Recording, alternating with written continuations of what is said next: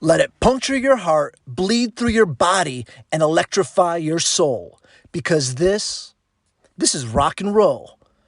That's a part of the opening track, a spoken word commentary from the debut album of the UK rockers, Sky Valley Mistress. And truer words have never been spoken. Welcome to episode 11 of the Burn Music Show. Here's the silver lining to Corona quarantine. We had more time to listen to and discover new music. And personally, I did a lot of that.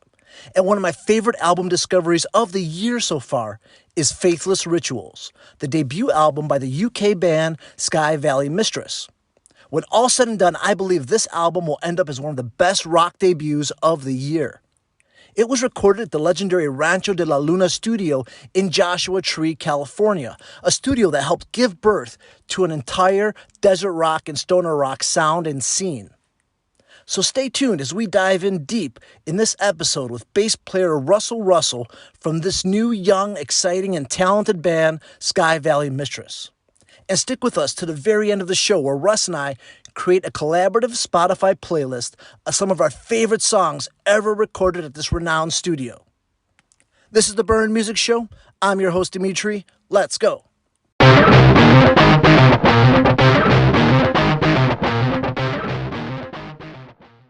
Pleased to have with me today from Blackburn, England, Russ, bass player to the killer young band Sky Valley Mistress. Russ, so nice to meet you. Thank you very much, man. It's nice to meet you too. Absolutely. Now you're from Blackburn, England, right? Or is it Darwin? Is that the town from Blackburn? Well, so Darwin, there's a bit of a thing between the two towns. Everybody knows Blackburn because of the football team, but I'm from Darwin myself, and if you're from Darwin, you always say you're from Darwin. There's a bit of a rivalry. Yeah, Darwin's the place. Darwin in England. It's just near Manchester. Sure, yeah, it's about 20 miles from Manchester, right? Yeah, it's not too far. Awesome. Well, you guys released what I think is one of the best rock albums of the year so far in Faithless Rituals. Thank you very much, man. We spent a lot of time doing it. It did take a while, but we had to get it as right as we could to like what we thought was suitable to put it out, kind of thing. Yeah, well, you did that. And I won't be shocked if this is in a lot of people's top album list by the end of the year, especially for like a debut album. And the album, it was recorded at the legendary Rancho de la Luna studio in Joshua Tree, California, which was founded by Dave Ketching, another legend, for his work with Queens of the Stone Age and Eagles of Death Metal. He also co-produced it. How did that relationship come about? Right. So basically what happened, so there was one day and we'd all turned up, we'd all been given a letter and we had to turn up to this chapel it was at, actually, in the middle of Leeds. So we all ended up in Leeds at this chapel. We didn't even know everybody, like the separate people, had got the letter. And we got there, Dave Catchin was there, and he was like, you come in with us. You come in with us to Rancho del Luna now. So then we went, and we came back with an album 2 weeks later. That's crazy. So wait, you got a letter? Yeah, we'd all got a stamped letter with the Sky Valley Cross was on it, so it was official and everything. We still don't know who sent it. That's the weird bit. Yeah, was that the first time you guys met Dave? Yeah, he's a legend. He's such a legend. He's one of the nicest people I don't think I've ever met. He I've never felt so, like he welcomed us into his home out there. And you just feel like it's your place, and there's no barriers to. There's nothing stopping the creative process happen. Everything that's in that place is to make your album better. There's everything there sparks creativity. Not just even the gear he has inside. It's everything around the place. It's you turn up to Joshua Tree, and honestly, like we got there at 2 a.m, so there wasn't much to see at 2 a.m. But the next day when you woke up, like I'd slept all the way from Manchester to America, and so then I was like straight up at 6 o'clock in the morning, out ready to go, and honestly, I was just, as soon as I opened my door from my bedroom, I was just greeted by this just nothing. There was just nothing there. It's just desert, and it's such an overwhelming feeling. Because I've never seen, you don't see that. I've never had that experience before. We have fields in England. We don't have Sure. deserts. So Yeah. it's that kind of thing. And it's the dryness of everything. That's how. And when you listen to all the Queen, like the records that have been recorded there, it's got the sound of that environment. It's amazing. And like I said, Dave's there, and he's just, yeah, he's giving you tips and pointers on everything, and you go, why didn't I think of that? Like, and he's just like this guru, this music guru who just sparks these amazing songs with you. It was an amazing thing to go and do, man. Yeah.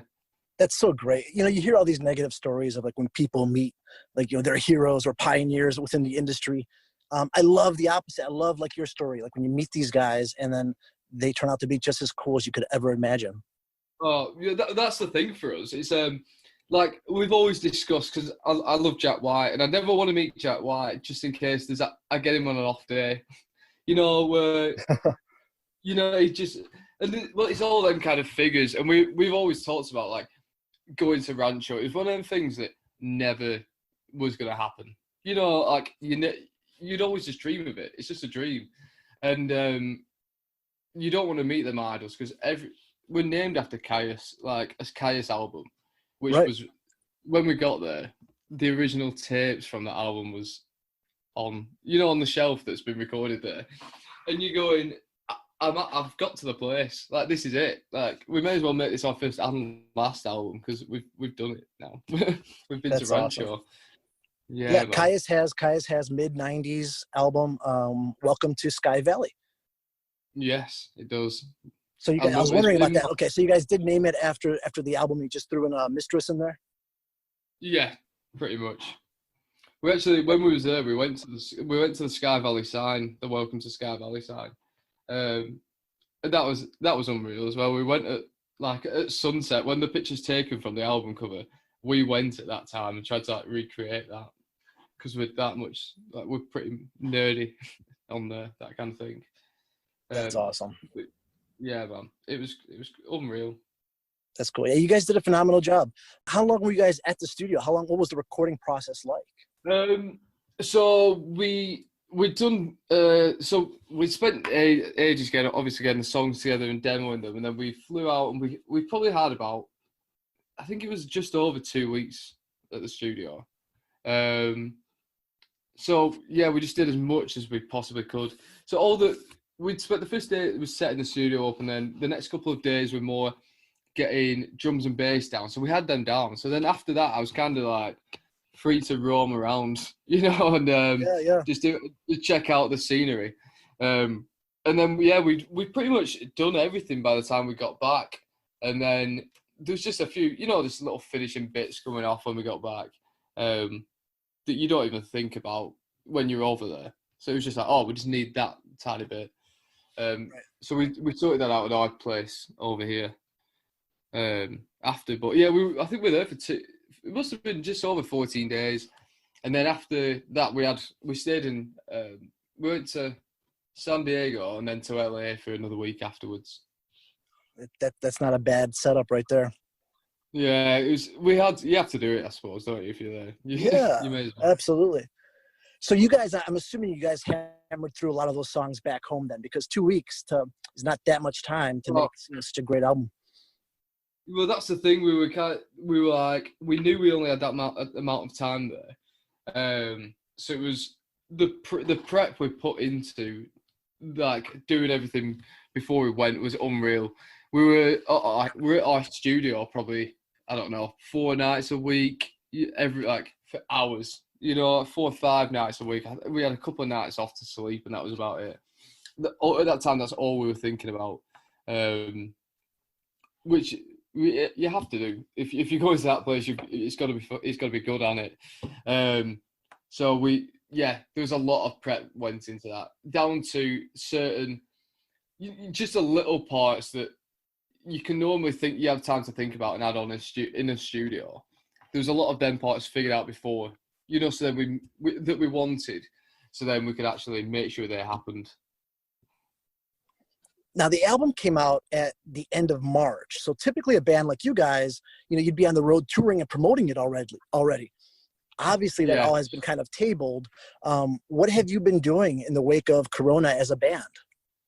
Well, so basically, even the day the album came out was it was the same day that they shut all the pubs in England, so we couldn't even go for a pint to celebrate, which Oh, was man. which was a bit of a bummer. It was like we were supposed to go. We were playing in London the next day as like an album launch show, so that was cancelled. I think a few days before. Um, we had, I think we had a row of 10 dates cancelled. There was 4 or 5 festivals cancelled. It's that thing of we don't. There's nothing you can do about it, really. It's Right. one of them. We're all in this together. It's not just us. It's not just us out the gig's cancelled. It's everybody.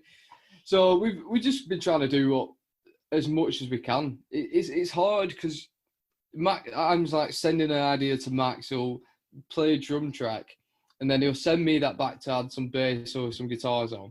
And I'm sending that to Sean, and then we send it to Kate. And it takes what would take 2 days in the studio to write, takes 2 weeks to write because you're back and forth, Yeah. sending little audio clips, and there's no especially for us, we like I find it very hard as an individual to kind of write. Well, I'm very good with parts of songs, so I'll come up with parts of songs, but it's putting them parts together. So there's a lot of what we do as a band is everybody has them parts, and you spark off each other, and Sure. makes the songs what they are. And we can't do that at the moment. So it's just all the songs that we are writing in that kind of way.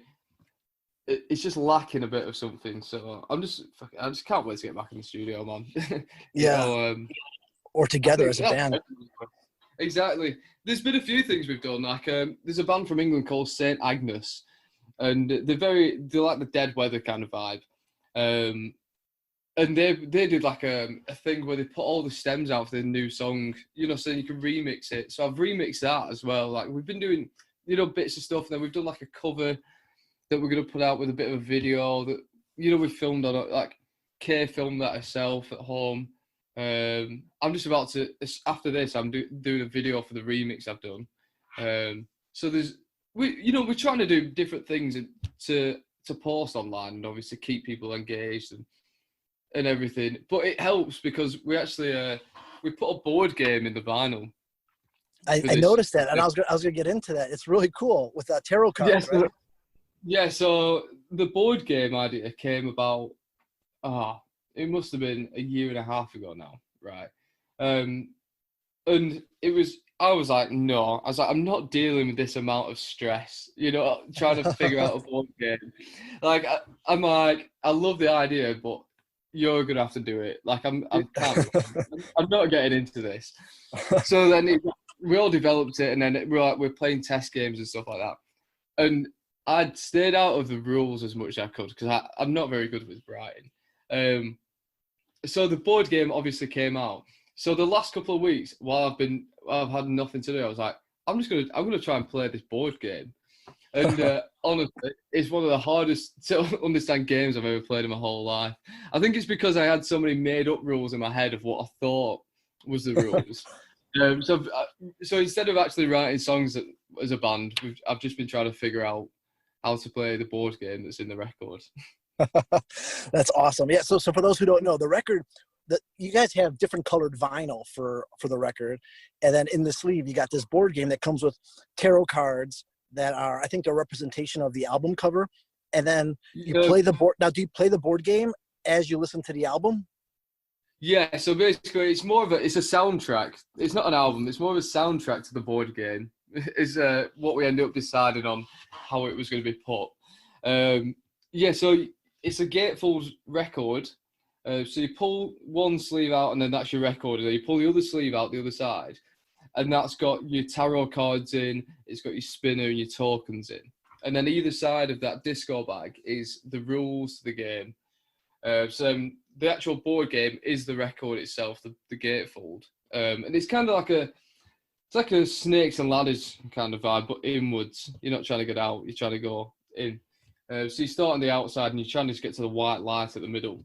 But all the tarot cards so in the song Blue Desert, there's lots Great of things song. from the thank you, man. But it's a 10-minute song. We've jammed like a lot of stuff into that. Yeah. So there's loads of lyrics from that and words that then we took from that and put on the album cover. So they were like kind of like faithless rituals, so to speak. And then we made each one of them a tarot card. So then it's a massive concept in itself. When we were thinking of it, it was like a lot of it would be like matching up with things, and we'd be like, that's cool, let's link that up, and then things that just start linking themselves up for us, and it was kind of like, all right, cool. It should have. This is what it should have been. So that's why we ended up. It's a soundtrack to a board game. It's awesome. It's brilliant. So yeah, I mean, so the timing couldn't be great for releasing an album, but you gave the audience or your fans at least time to play a board game. Yeah, exactly. Like it's kind of, we knew it was coming. We knew the COVID was coming. And luckily for you guys, you know, the album stands on its own merits. And, you know, the fact that we all were locked in around the same time, people like me got to discover you and really got to dig this album. Oh, thank you very much. Yeah, that was kind of the silver lining of it all, was the people like have more time to listen to it. It was that way up of, at first we were in, obviously you're annoyed because we've had all this stuff cancelled. The day the album was coming out, we all went into lockdown. But then that, like you said, that was the silver lining, that more people have had time to look at it and listen to it properly and delve into it. Because we put the video out for Skull and Pistons as well. Like we put that out after the album came out, and that did so well on social media because people were at home. You know, everyone's there to be able to listen to it. So it's kind of done us some favours. Hopefully we'll have a few more people at gigs after the lockdown. Well, do me a favor, Russ, take us back. So you were born in Darwin. Yes. And I'm assuming it's a pretty small town. When did your love for board games, just kidding. When did your love for music kind of begin? Like, what's some of your, you know, earliest impressions that you had? Right. So, yeah, I was never, when I was at school and stuff, everybody was into computer games, right? And I've just I've never understood it. I've just never been into them. I never did sports either. So I was kind of like just winging my way by doing nothing. And, and I'd never got into anything. And I didn't know why I wasn't into all the stuff that everyone else was into. And then it got to a point where, I was at school, and then like you start picking up guitars, and then you then you find somebody else who's kind of like that as well. So then it was so weird. Like what happened was, so I'd started playing guitar, and I was getting into like Led Zeppelin, Black Sabbath, and I was like, I love these bands. This is the type of music, and they're still my favorite bands now. And there's this guy who I've never spoken to in my whole life, but we was in the same year together at school, and he was the spitting image of me. Like we were twins pretty much, but we weren't actually twins.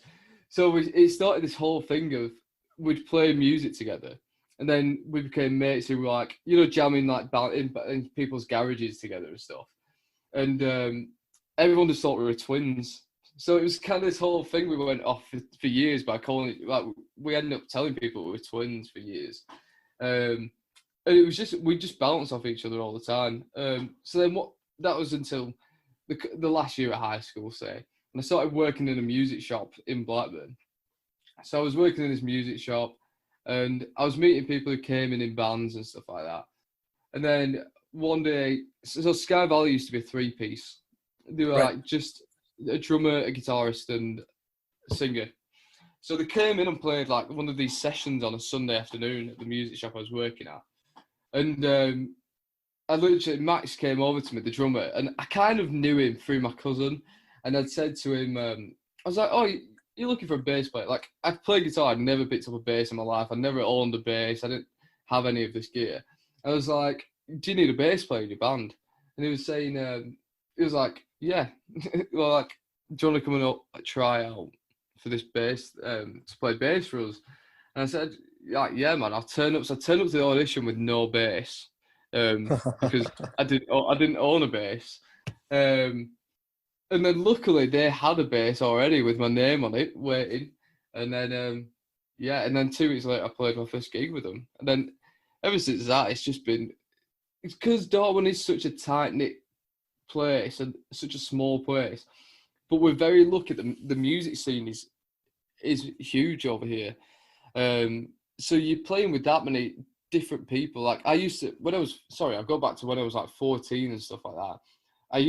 My dad used to take me to these jam nights, and I'd be playing with these 60-year-old guys, like, because I didn't know anybody my age into the music I was into, like into Hendrix and like Parliament and Funkadelic and everything. And I was into all these bands, and so I was playing with all these old guys for years before I'd even played in bands. And that's the kind of community it's round here. So you play with all these interesting older people who taught me what I know now, really, which is kind of cool. That's great. Now, is this so? You have to let me know if I have this right, and I sure hope it's right, because wasn't one of your first bands like a Scottish Sex Pistols cover band? Oh, I forgot. How could I forget? Honestly, yeah, I tried to block that out of my mind. Yeah, we What was the name of the band? The Sex Pistols. The Sex Pistols. That's awesome. Yeah. So that was when I must have been 17. I've played like 2 gigs with Sky Valley, but not properly. They were kind of, like warm-up shows. And I ended up in, we were up in Scotland, and I got pissed. Well, sorry, I got drunk one night, and I ended up going out with these Scottish guys who very much look like the Sex Pistols. And then it turns out I ended up staying with them for what turned out to be 3 months. I sacked everything off and stayed up in Scotland for 3 months, and I was the new Sid Vicious in a Scottish Sex Pistols cover band for 3 months. That's awesome. Before I finally made my way back down to Darwin. Yeah. What Pistol song gets the crowd rising up the most? Oh man, I can't even remember half of the days that we were on that. That's why it was, because the time when I was there was it was pretty much one long tour I was on with them, and it was just day after day I was just playing with them at all these weird venues. And I don't know if you've ever met Scottish people, but they are some of the rowdiest people in the UK. And so they Anarchy in the UK and fucking God Save the Queen and everything. They love that stuff because they hate the English. So yeah, just any of the tunes really. Like I said, God Save the Queen, everything, all the big ones. Sure. They loved it. They loved the tunes. They loved me being Sid Vicious in Scotland. And one day I will go back to it. I will reform the band.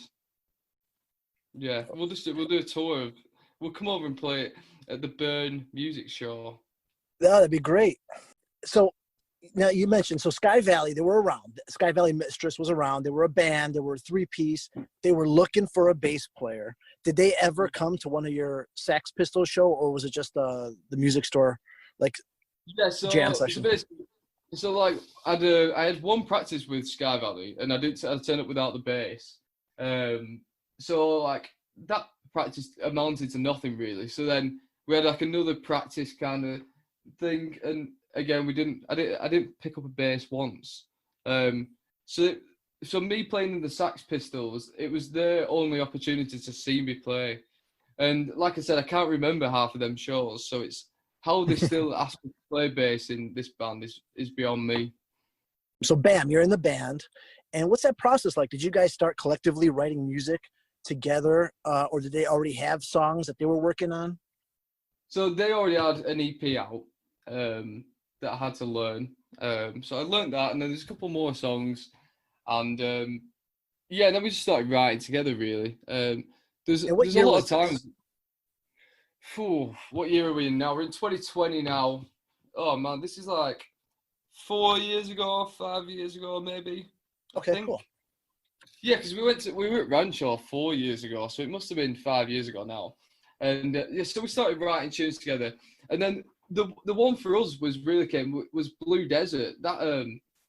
So we went. I can't remember where exactly we'd been. We'd been to a gig, and we come back from the gig, and we got into our unit where we leave all our stuff. And in the middle of the room had been completely emptied, and just put all the gear was to one side, and just on a podium in the middle was a cassette, right? And we still have no idea to this day how this even got there and who it's from. And there was so we put the cassette in the thing anyway, in the player, and it was just this voice saying over and over again. It was about 12 minutes long, just saying, "You will write a song called Blue Desert," right? And we were all like freaked out about it. Then the next time we got in the studio, we'd walked in and I'd wrote half the song and Max had wrote the other half, and there was a song and it all fit together. It's a weird experience. That's wild. And you still don't know who did that? No, we've still got no idea.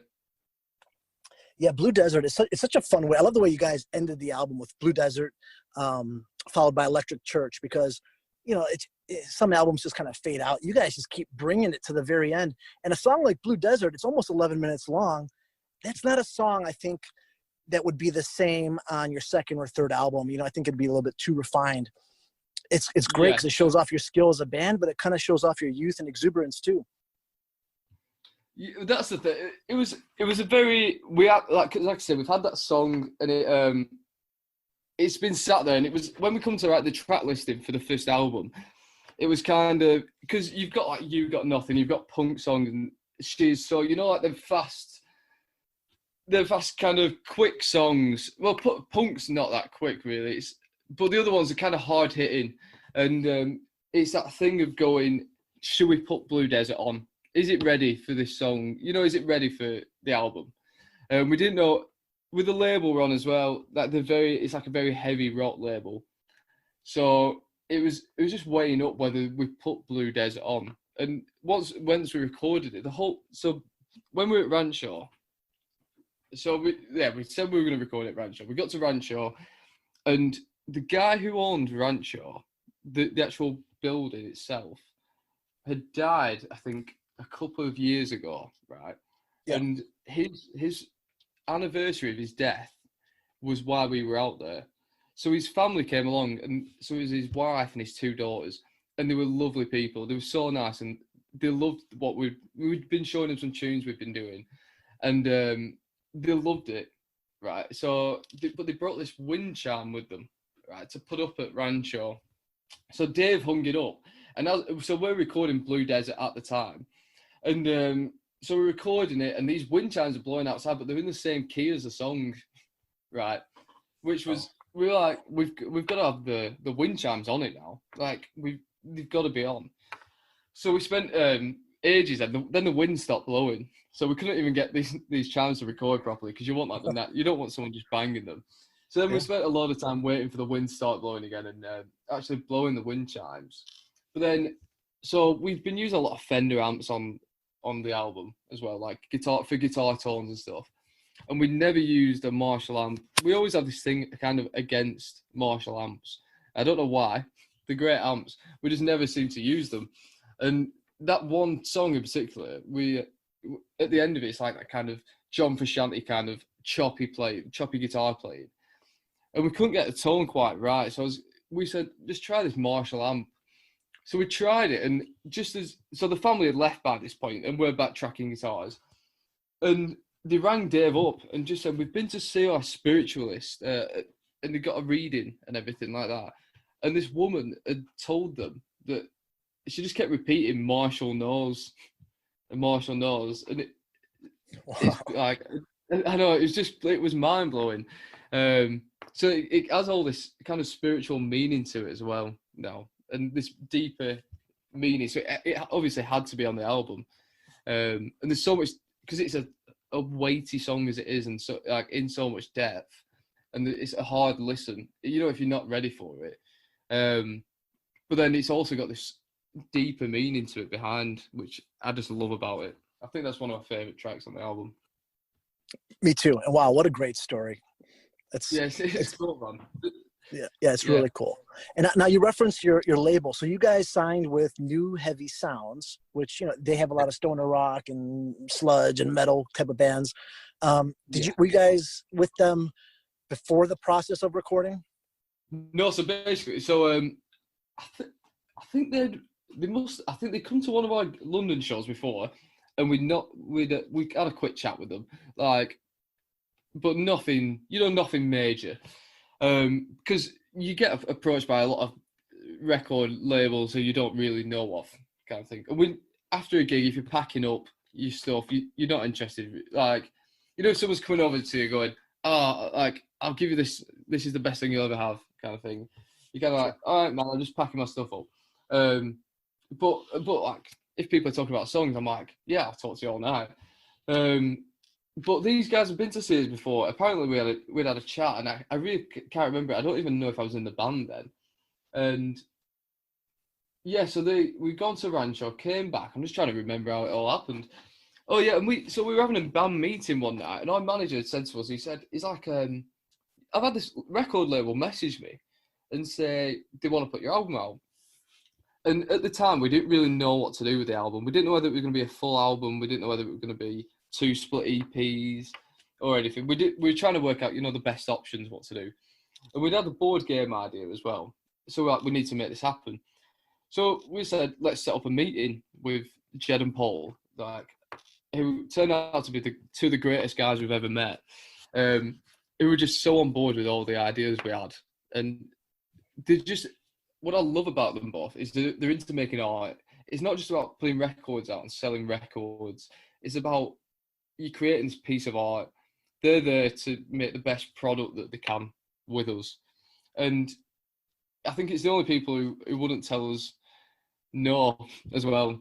Like, if we took a full, it's our debut album, yeah, we want this board game, we want this gatefold record, everything like that. If we took that to another label, they'd go, no, you're having a single sleeve black record. Yeah. And like, how cheeky is that of us going in and just asking that?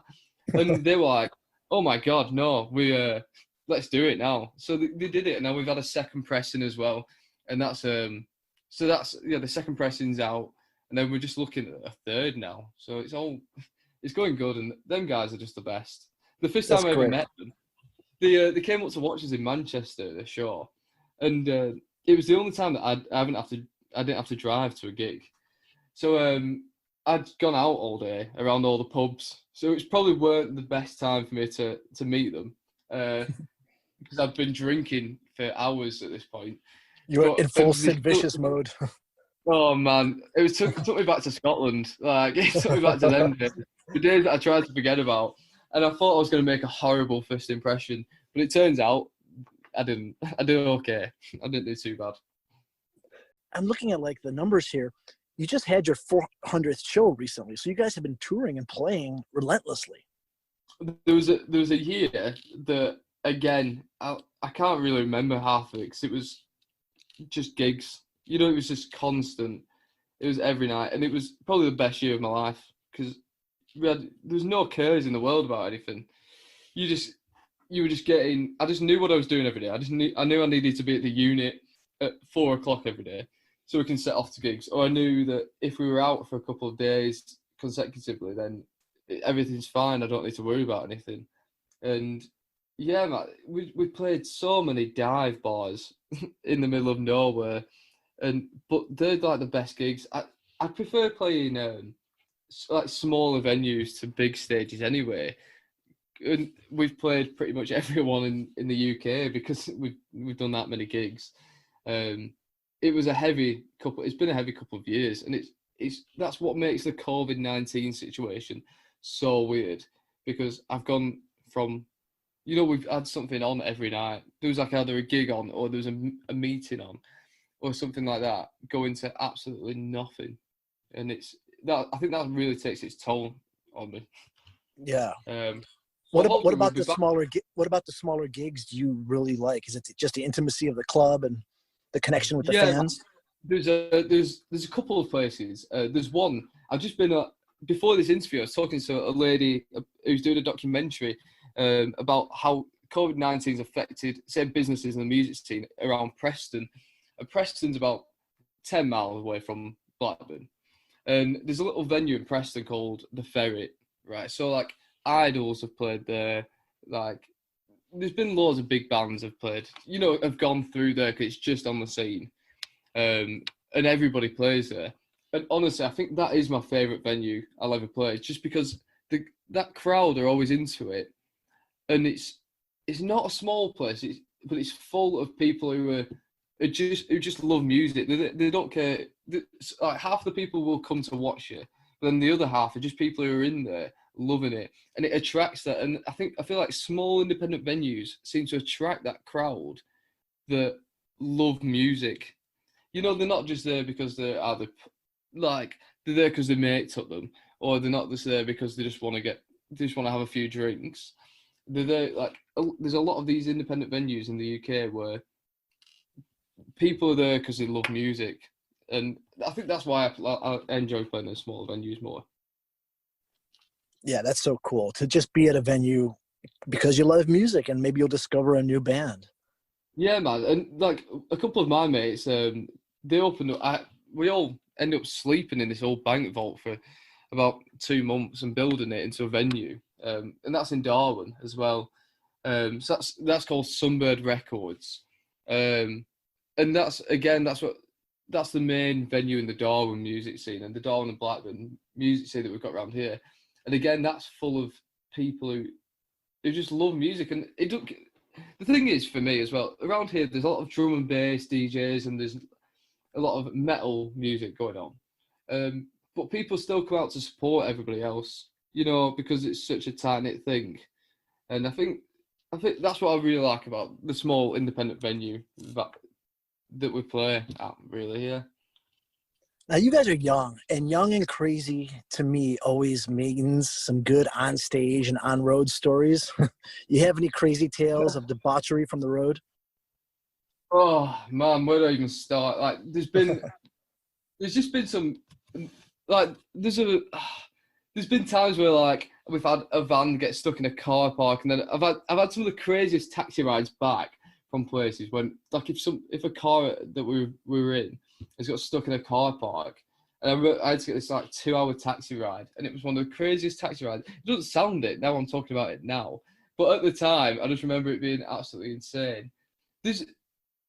I feel like the days of, apart from, I don't know, the days of the crazy tour life happening back in like the 70s and 80s, even 90s, like when you had proper tours. Like nowadays, it's not we don't have proper tours anymore, which is the awful bit about, about the dying music scene that is the world at the moment. But yeah, there's been some weird times, man. There's like the crazier times you can't even remember, because there's been, there's them gigs, like I said, there was a year we did about 200 gigs in a year, and it took its toll on you. And if you talked about one of them gigs now, I'd have no idea we were even there, kind of thing. It's just a big blur, right? Yeah, everything's been a big blur for the past 4 or 5 years or whatever. I've been in this band. I feel like there's a lot gone unaccounted for. Yeah, but you have quite a reputation. You personally have quite a reputation for being like a pretty live wire on stage. I believe you've jumped off the stage a couple times, try to bite the ear off of a fan. Yeah, man, I forgot about this. This is the best, right? So I always forget this story. So my bass that I loved, right? I'd snapped my neck on it at a gig just before Christmas. So like this is probably 2 years ago, and then I get the neck fixed on the bass. I'm playing it again live. And Kay came over to me on stage, and Kay just pushed me as hard as she could, and I tripped over the monitor, and I'd gone flying off this 5-foot like high stage, right? So then I'd kind of like knocked myself out of it, and I woke up, and I just had blood on my face, and all I can see, like the image in front of me, is a guy in the crowd picking my bass up, and he just launched it as hard as he could into the drum kit at the back. right? And I remember just seeing that and just being like immediately awake. And I jumped up on stage and I grabbed my microphone and just jumped off at this guy. And I was just trying to beat the living hell out of him for throwing my bass and snapping the neck on it again. And I got dragged out of the pub and I wasn't allowed to play in there again after that. That's awesome. Yeah, it's now fixed and sat in my room. So I bought another one, so I don't have to take that one out on the road with us. So yeah, don't throw my bass if you come and watch us. Yeah. Otherwise, I'll kill you. You know, I just did a show with Andy McGibbon of the Bonnevilles, and he was talking about, you know, the music industry, and as I like to refer it, like post-corona, Right. and the fear he had that many touring bands, you know, won't be able to survive it. Now, you guys are young enough where I think you can weather whatever storm is coming, if it's here already, whatever. But moving forward, what do you think? What's your belief on what bands will have to do as far as you know, changes that weren't in place, you know, 3 months ago in the near future? Obviously, everything is never. It's not going to go back to how it was straight away. I think the main worry for me is that people have had a lot of time to be getting stuff ready, you know, in this time. So we need to step up our game a lot as well. But I feel like in the UK, a lot of the music venues were on like a downhill thing. Like there was a lot closing, struggling to stay open. And I think due to the COVID-19, everybody, because people took live music for granted before. You know, it was always been there. You can always go into a bar and there's live music on. And people have took that for granted for so long that I feel, well, I'm hoping at least that when this is over, people won't take it for granted anymore. You know, and it might boost that music scene. People will like make an effort to go out and watch live music where they can and go and watch new bands. And like you were saying before, with the whole, people have had time now to check new music out while they've been off. So there's that kind of silver lining to this whole thing that people might have stumbled upon you during this time period where they've had nothing else to do. So there's that kind of thing that we can only hope for. But then there's also the other side where there's half the music venues in the UK are going to be closed after this. It's going to make it hard because 30 bands are going to want a gig at one venue on a certain night, and you're not going to be able to gig as much. And there's not going to be as many fans at the gigs because of restrictions and stuff. So I'm struggling to weigh it all up at the moment and decide what is actually going to happen. We just don't know yet, do we, I suppose? And on a positive side, you know, I actually did read an article this morning where the UK has permitted the first like socially distanced rave to be held in Nottingham. Oh, really? I've not saw that. Oh, yeah, man. Yeah. It's not going to be too many people, like you said, because, you know, there's restrictions. I think you're going to have to be 2 meters apart or 6 feet. But guests are going to be given N95 masks, sanitizer, like hand gel bottles. Oh, sweet. That kind of thing that is it's going to be fun to see how creative venues get, you know, and like how creative the live music scene has to be, you know, to make sure these gigs go on. So I'm kind of excited for it in a way. I think you've got to be. Like, if we all go into it with the doom and gloom attitude that it's never going to be as it was, I feel like it never will get back to where it was. Whereas if we all go out and we're all excited to play again, it will just build its way back up and be stronger than it ever has before, hopefully. Very true. Yep, I agree with you. So your first video is out, okay? So for the first single, I should say. So Skull and Pistons was the single, and that was shot at the studio at Rancho de la Luna. Looking back and watching that video, it must be a surreal experience for you. Like, just kind of, it's like disbelief you were actually there. Well, it was so all the footage for that was on a hard drive because we just filmed it all on cameras while we were out there. So that footage was all put onto a hard drive that we had. And when New Heavy Sound signed us, Jed, who is one of the main guys there, he's a video editor for the BBC. So he was like, just send me all the stuff and I'll make you a video for it. So like, right, cool, yeah. And one of my best mates, Graham, he'd filmed some live footage at a gig in London a few weeks prior to that. So that's the live footage in the thing. But I had to sift through these hours and days of camera footage that we had from Rancho. So I kind of had this moment where I was getting a bit emotional watching back through it all, because it had been, say, a year and a half by the time I got around to looking through it all. And you forget about so much stuff that happened when you were there, because a lot of the time when we were there, you're thinking about the recording process. So you forget about a lot of stuff, and you're revisiting all that. And it was nice to do. And yeah, I enjoyed looking. And actually, the other day I was looking at, I was tidying my room out, and I found this SD card, and it had more videos on from Rancho that I'd never even looked at before. So that was good again to see it all. Yeah, it's such a cool place. Like, you can take a picture on a 200-year-old camera in that place, it still look good. It's just an amazing place to be. Any dream like a tour schedule that you would love to have coming up? Oh man, like the amount of bands that I'd love to play with is just insane. Like, Rage are back on the road at the moment, so let's get on with them. Hopefully, I just want someone to put us on with Rage Against the Machine, because that's the only band I'd watch every night, I think. Yeah, they're great. I take it you're probably too young to have seen them live, then, right? Yeah, man, I missed out. I watched Prophets of Rage when we were out. When we'd just been to Rancho, a few days later, I watched Prophets of Rage in San Diego, and that was insane. I got knocked out in the first song. But yeah, it was just one of the best gigs I've ever been to in my life.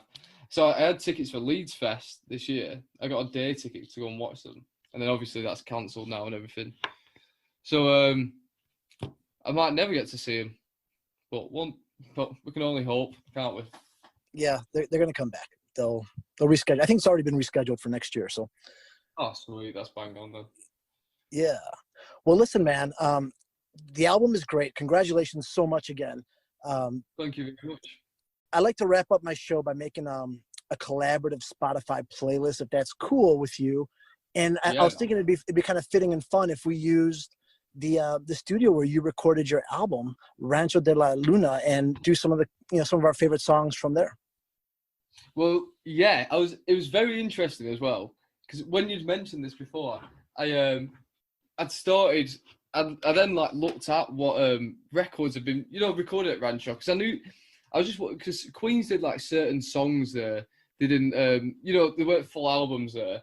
Right. So I was very interested. There's a few that I didn't even know recorded there that I've ended up choosing. So you go first. What's your first one? All right. By the way, I had the same experience. I was like, yeah, I knew this album was there. Then as you're digging into the album, you're realizing parts of the album were there. Some of it was recorded somewhere else. Yeah, it's crazy, isn't it? Yeah. So we'll just assume that it's recorded there. Yeah, that's what I kind of ended up going with. Yeah.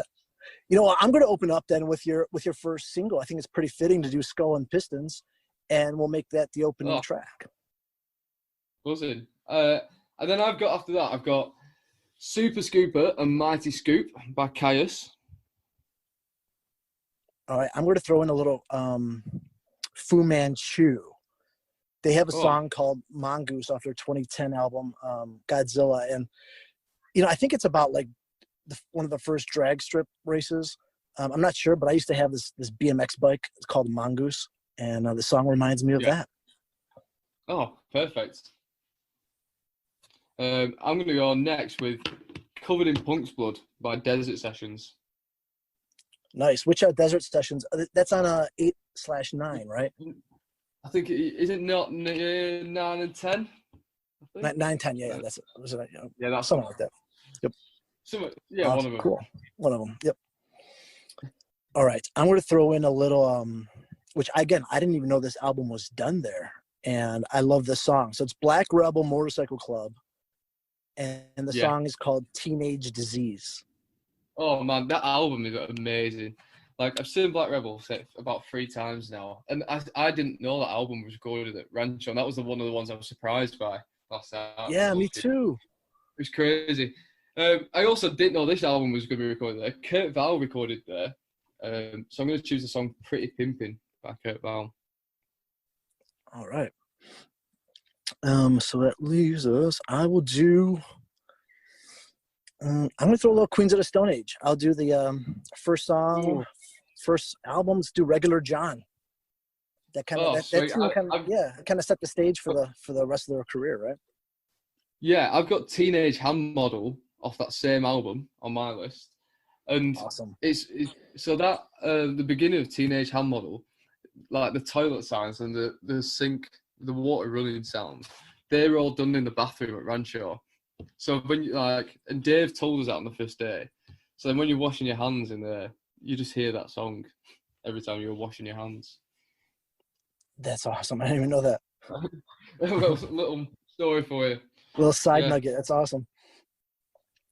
So, Mark Lanigan from the Screaming Trees? Yes, I do know Mark Lanigan from the Screaming Trees. Yeah, he's got a great, solo career as well. He did a song with PJ Harvey, and it's on his album Bubblegum. And I think this was done there. I know most of the album was recorded there, but the song is called Hit the City. Oh, great song. Yeah. Yeah, I think Josh Holmes on drums and bass, and actually Dave is on guitar. Oh, yeah. You can't go wrong with Dave playing guitar, can you? No. I think my last one was a band that we met out when we were at Rancho. They're called the Mutants. So that's Chris Goss, his band. And they've got a song called it's Rat Scabies from The Damned, I think. And yeah, they've got a song called Your Desert, My Mind. And it's well good. And yeah, I just discovered that too, and that was recorded there. Yeah, great song. They were so nice to meet and just hang out with while we were over there. Yeah, man, they were sick. That's cool. Did you have any other stories of people coming by and introducing themselves to you? Yeah, so Chris Goss, when we were out there, the song It Won't Stop. So yeah.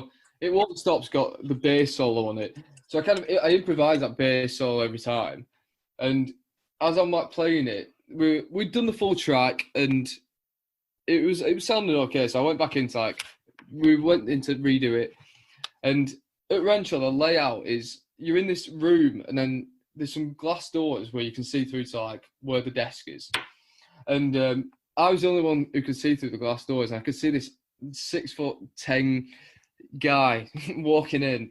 It was Chris Goss, and he was just peering at me through the window. I was I couldn't say anything because all the mics were on, so I couldn't tell anyone that I was Chris Goss is here. So I just had to I was petrified about playing the full song. So I hope that my nervous feelings came out and It Won't Stop. That's awesome. Did he give you any pointers on that bass solo?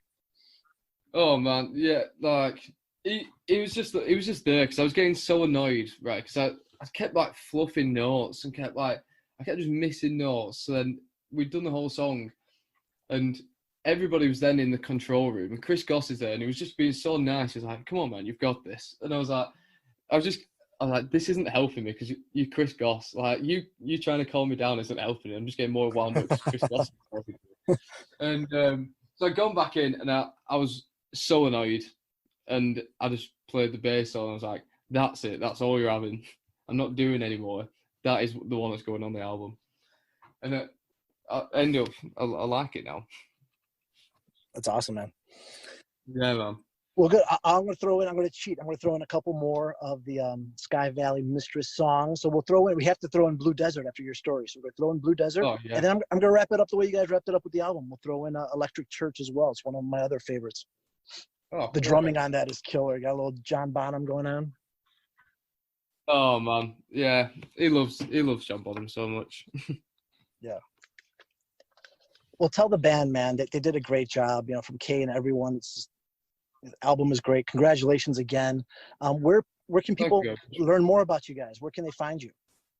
Instagram, Facebook, on Spotify, Apple Music. All the jazz. We've got everything. We have got any social media you want us on. or anything online, if you just type in Sky Valley Mistress, it will come up somewhere. And you will get some kind of content. It might not be the content you're looking for, but you'll get some content with my face on it. Hey, Russ, man, thank you so much. Thank you so much for taking the time and coming on the Burn Music Show. I really appreciate it. Thank you for having me, man. You're welcome. And best of luck, man. I hope. When's your first scheduled show? Do you guys have one yet? No, there's been like a couple rescheduled, but like for 2 weeks ago, so they got cancelled as well. So they've kind of just cancelled all the shows in the UK. So we're just waiting to hear for dates really now. So well, hopefully you guys can bring hopefully you guys can bring the show to my part of the woods in the Chicago area sometime soon, and I can check you guys out live. Man. Yeah, I'd love to. That'd be perfect. Awesome, buddy. Thanks again. I appreciate it, and best of luck. I'll see you soon. All right, cool. Bye. See you. And that's a wrap on episode 11 of the Burn Music Show. Man, thank you so much to Russell from Sky Valley Mistress for joining us. And thank you all for tuning in. And if you're digging what you're hearing, please follow us, Burn Music Show, on Instagram, Twitter, and Facebook. And you can subscribe to our podcast, Burn Music Show, everywhere podcasts are played. Thanks again, and keep on rocking.